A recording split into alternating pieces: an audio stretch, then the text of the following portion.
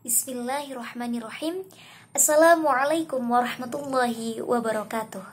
Alhamdulillah, hamdan wa syukran lillah, salatan wa salaman ala rasulillah, wa ala alihi wa sahbihi wa mawalah, amma ba'du. Perkenalkan, di sini saya Amelia Nur Rashidah dari Fakultas Ilmu Tarbiyah dan Keguruan, Prodi Pendidikan Agama Islam, akan membawakan orasi pra PBAK 2021 Universitas Islam Negeri Maulana Malik Ibrahim Malang dengan tema mewujudkan generasi muslim moderat dan peduli bangsa menuju Indonesia tangguh. Teman-teman, dilatar belakangi oleh keadaan saat ini, sudah 2 tahun lebih dunia, terutama Indonesia, berada dalam keadaan pandemi COVID-19. Virus COVID-19 ini bisa menghilangkan berjuta nyawa manusia dalam waktu yang sangat singkat. Data kurva baik yang teridentifikasi positif sampai yang meninggal dunia beberapa waktu yang lalu sempat meningkat. Karena itu, ketika pertama kali corona telah mewabah di Indonesia, suasana kebatinan semua masyarakat mengalami goncangan yang begitu dahsyat. Dampaknya pun jangan ditanya lagi. Rakyat kecil mengalami kesulitan ekonomi, banyak orang yang kehilangan mata pencahariannya, sekolah dirumahkan, mal-mal besar ditutup, bahkan sempat tempat peribadatan dikosongkan.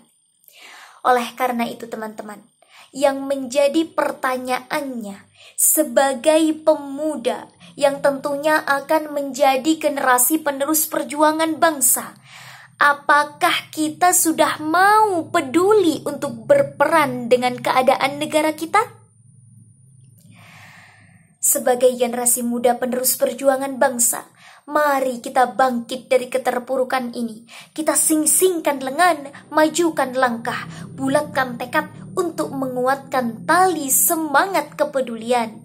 Karena tumpuan suatu negara ada pada tangan-tangan pemudanya, ada pada generasi anak-anak bangsa. Dan khususnya tidak hanya untuk peduli tentang permasalahan pandemi COVID-19 saat ini saja, tetapi juga dengan hal-hal yang lainnya. Peduli untuk mau melakukan segala sesuatu positif dengan tetap sesuai pada Islam yang moderat, yakni cenderung ke arah dimensi atau tengah-tengah. Dan ciri-ciri orang yang mempunyai sikap moderat ini ada 4, yakni sikap terbuka, berpikir nasional, rendah hati, dan memberi manfaat. Dan semua itu akan ada jika rasa kepedulian ada di dalam diri kita. Kepedulian yang bisa mendatangkan kebermanfaatan untuk umat yang tentunya sesuai dengan bakat, minat, dan skill yang ada pada diri kita. Peduli untuk melakukan hal-hal positif sesuai dalam bidang kita, pendidikan, kesehatan, politik, ekonomi, sosial, budaya, dan sebagainya. Caranya bagaimana? Pertama, dengan adanya kemauan yang kuat. Kedua, disertai dengan tekad yang bulat. Dan ketiga, disempurnakan dengan niat murni lillahi ta'ala agar lebih mantap. Karena kita sebagai manusia hakikatnya adalah makhluk sosial yang tidak mampu berdiri di atas kaki kita sendiri dan akan selalu membutuhkan pertolongan orang lain. Sesuai dengan firman Allah dalam Al-Quran, surat Al-Ma'idah ayat 2 yang berbunyi, A'udzu billahi minasyaitonir rajim. Bismillahirrahmanirrahim.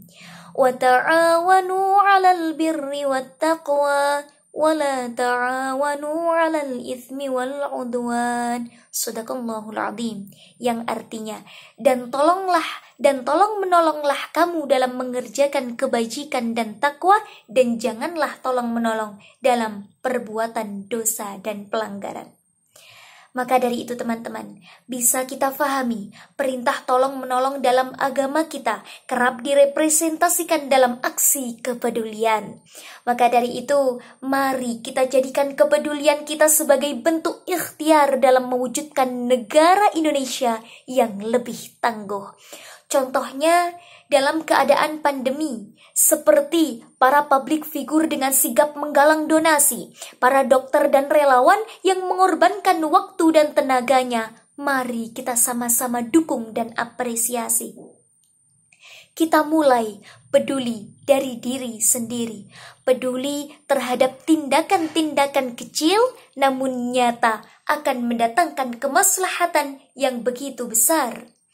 Maka dari itu, jika tumpuan negara, yakni generasi mudanya saja sudah peduli terhadap keadaan negaranya, maka insya Allah akan lahirlah generasi-generasi muslim yang peduli terhadap bangsanya dengan tetap berpegang teguh pada Islam yang moderat.